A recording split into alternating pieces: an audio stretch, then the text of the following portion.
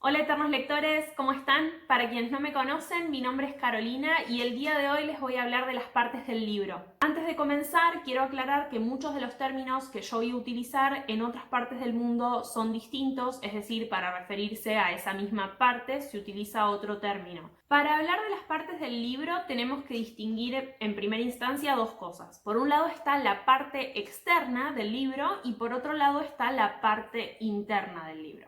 Yo voy a empezar primero por la parte externa. Tenemos la tapa del libro. A la tapa también se la denomina portada o cubierta anterior. En la tapa se incluye, como seguramente ya saben, el nombre del autor, el nombre del libro y abajo la editorial. Y obviamente siempre suele estar acompañada de alguna ilustración o alguna foto. Después tenemos la contratapa o cubierta trasera. Lo que se incluye es información respecto del contenido del libro y además aparece el código de barra. Acá tienen un ejemplo, ¿sí? Que es del mismo libro que les mostré antes. En este caso lo que se hace es especificar de qué trata este libro y bueno, acá tienen el código de barra. En algunas otras contratapas también pueden encontrar información del autor. El lomo es esta parte, ¿sí? Del libro y es, digamos, la cara contraria a donde las hojas se cosen o se pegan, ¿sí? En el lomo volvemos a tener el nombre del autor, el nombre del libro, el logo de la editorial y, por ejemplo, si es un libro que pertenece a una colección, en general lo que se hace es colocarle también el número. También tenemos la sobrecubierta que se llama también camisa o forro. En este caso, por ejemplo, la sobrecubierta, camisa o forro es esta tira de papel que tenemos acá, ¿sí? Que cubre todo el libro, ¿sí? Tanto el lomo como la tapa y la contratapa. Y en general se usa en ediciones de tapa dura que suelen estar forradas en tela y el objetivo es proteger justamente toda la cubierta, es decir, el lomo, la tapa y la contratapa del libro. Además, tiene su solapa, ¿sí? Este fragmento que abraza el libro se le llama solapa. Les mencionaba recién que la sobrecubierta consta de dos solapas que lo que hacen justamente es abrazar la tapa y la contratapa del libro. Sin embargo, las ediciones de tapa blanda, como por ejemplo este caso, también constan o suelen tener una solapa que lo que hace es brindarle firmeza al libro para que no se doble y demás. En general en las solapas se suele incluir información respecto del autor y a veces también algunos pequeños comentarios con respecto a la obra, ¿sí? Como por ejemplo en este caso. La faja es una tira de papel más pequeña que la sobrecubierta. Obviamente no tiene una finalidad de protección.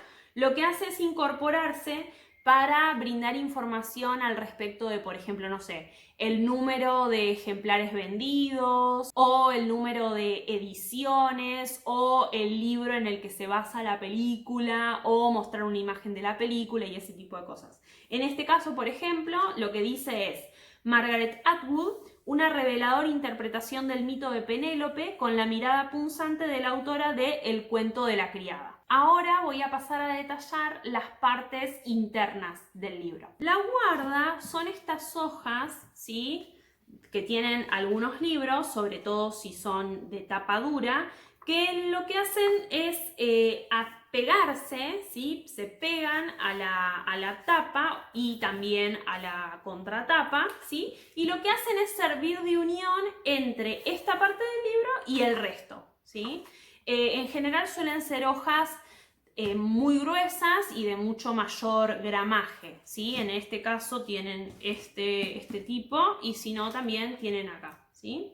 No sé si se percibe, pero bueno, son hojas realmente muy gruesas. Después tenemos las hojas de respeto o cortesía. Estas hojas de respeto o cortesía son unas páginas en blanco que están cayendo en desuso, en general se usan en las ediciones muy importantes o de lujo, pero bueno, acá yo tengo un ejemplo, ¿sí? Acá tenemos, pero realmente están cayendo un poco en desuso, ¿sí? Como pueden ver, acá tenemos la guarda y a continuación tenemos una sola hoja de respeto o cortesía. En general, las hojas de respeto o cortesía sirven para que, por ejemplo, las instituciones, las bibliotecas y ese tipo de cosas pongan su sello o los autores puedan dedicarlo y firmarlo y ese tipo de cosas. Además, las hojas de respeto sirven para proteger al resto del libro del pegamento excedente que puede quedar entre la guarda, ¿sí?, y la tapa o contratapa del libro. La anteportada es la primera página impresa del libro en donde suele figurar solamente el nombre del libro, ¿sí?, en una tipografía quizás más pequeña. No sé si recuerdan, pero empecé este video diciendo que la terminología respecto de algunas de las partes del libro son variadas. Cuando mencioné la tapa, también les dije que la tapa se llama cubierta anterior o portada. Sin embargo, portada también se le llama a una de las partes internas del libro. La portada se le llama a esta hoja interna del libro, ¿sí?, en donde aparece el nombre del autor, el nombre de la obra, bueno, en este caso el tomo, después la editorial y, por ejemplo, quién está a cargo de la traducción o de las notas, etc. Página de créditos o legales. Es esta página que tiene todos los libros la tienen y en donde consta información básicamente legal respecto de los derechos de autor, respecto de el año de edición, etcétera, etcétera, etcétera. Cuerpo del texto, que en general obviamente es la parte más extensa de todo el libro y es la parte central. El colofón es este pequeño textito, ¿sí?, que suele figurar al final de los libros, en general es incluso hasta en la última página, ¿sí?, en la última página impresa, en donde básicamente lo que se incluye es la información respecto de dónde y cuándo se terminó de imprimir y a veces también la cantidad de ejemplares que se imprimieron. En general todos los libros tienen estas partes internas que les acabo de mencionar. Sin embargo, dentro de la parte interna de un libro también pueden encontrar introducción, dedicatoria, anexos, apéndices, epílogos, índices, un apartado de bibliografía. Es decir, las partes internas no solamente son las que les acabo de mencionar, sino también estas otras. Bueno, eternos lectores, eso es todo por hoy. Espero que hayan disfrutado de este video. Espero que les haya gustado. Me parece que está bueno poder aprender a llamar a las cosas por su nombre si es que no conocían estos términos. Y bueno, espero que hayan aprendido algo lindo el día de hoy. Muchas gracias por escucharme. Les mando un beso. Chao.